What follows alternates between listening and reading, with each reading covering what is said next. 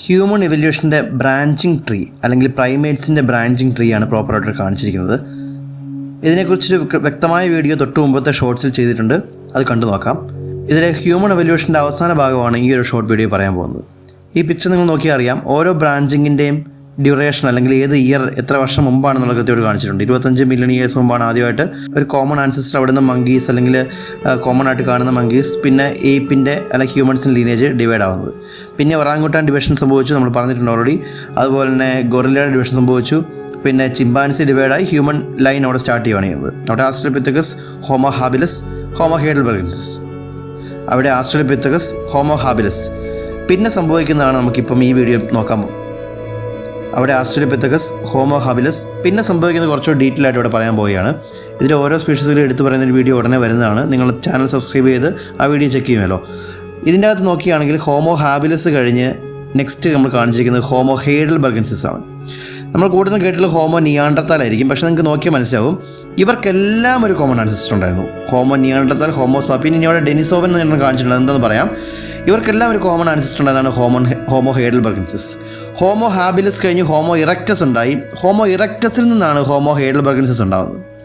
Homo ഇറക്റ്റസിൻ്റെ ഒരു sub ഗ്രൂപ്പാണ്, അല്ലെങ്കിൽ അതിൽ നിന്ന് ഡെവലപ്പായി വന്ന സെയിം ആയിട്ടുള്ള ഗ്രൂപ്പ് തന്നെയാണെന്നും ഒരു തർക്കമുണ്ട്. എങ്കിലും ഹോമോ ഹൈഡൽബർഗൻസിനെ ഒരു സെപ്പറേറ്റ് സ്പീഷീസ് ആയിട്ടാണ് കൺസിഡർ ചെയ്യുന്നത്. അവരുടെ ഫോസിൽസ് കിട്ടിയിട്ടുണ്ട്.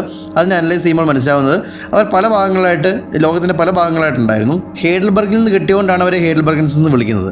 അവർ സെപ്പറേറ്റ് സ്പീഷീസ് ആയിട്ട് കൺസിഡർ ചെയ്യുമ്പോൾ ഒരു കോമൺ ആൻസസ്റ്ററാണ് ആരുടെയൊക്കെ? Homo sapiens, Homo neanderthals and Homo Denisovan. ഈ പിക്ചർ നോക്കി നിങ്ങൾക്ക് മനസ്സിലാവും, ഹോമോ ഹൈഡൽബർഗൻസിസ് ആഫ്രിക്കയിൽ ജീവിച്ചവർ ഹോമോ സാപ്പിയൻസായി മാറി.